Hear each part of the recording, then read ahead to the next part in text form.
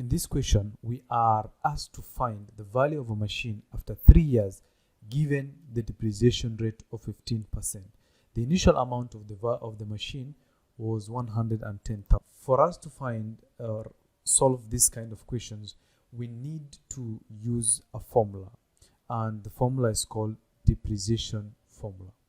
So therefore, the formula is given by amount, which is the final value of the machine after 3 years, is equivalent to the principal, the initial value of the machine, multiplied by 1 minus the rate of depreciation of the machine, then raised to the power of n, which is the number of years it took the machine to lose value. So in this case, our initial amount is 110, the rate of depreciation is 15%, and the number of years it took the machine to lose value is 3. So we can now do the substitution. Amount is equivalent to 110,000 multiplied by 1 minus 15 over 100 raised to the power of 3.